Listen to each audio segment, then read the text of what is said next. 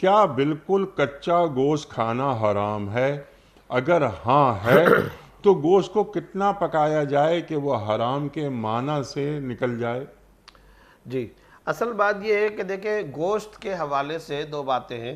ایک بات تو یہ ہے کہ شرعاً جب حلال جانور کا گوشت ہے نمبر ایک، نمبر دو یہ کہ اس حلال جانور کو بھی ذبیحے کے طریقے پر یعنی شرعی ذبح کے طریقے پر اس کو ذبح کیا گیا، تو ایسی صورت کے اندر وہ جانور حلال ہو گیا، اس کا گوشت آپ کے لیے حلال ہے.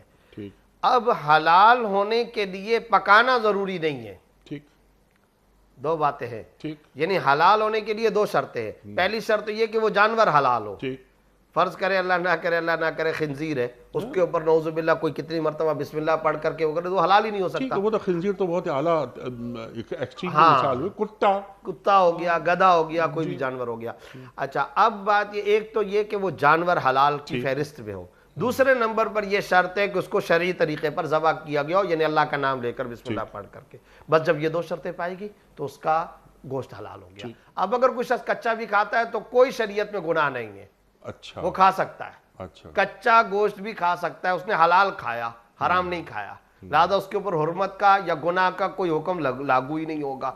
البتہ ایک الگ سے بات یہ ہے کہ یہ میڈیکل پوائنٹ آف ویو سے چونکہ نقصان دہ ہو سکتا ہے تو شریعت ایک الگ سے مشورہ یہ دیتی ہے یا جو لا تلقوا بایدیکم الی التہلکہ، تم اپنے آپ کو اپنے ہاتھوں ہلاکت کے اندر مبتلا نہ کرو. آپ کو معلوم ہے انیل صاحب کہ اگر کوئی چیز طبی اعتبار سے نقصان دہ تو شریعت بھی اس کو پسند نہیں کرتی ہے.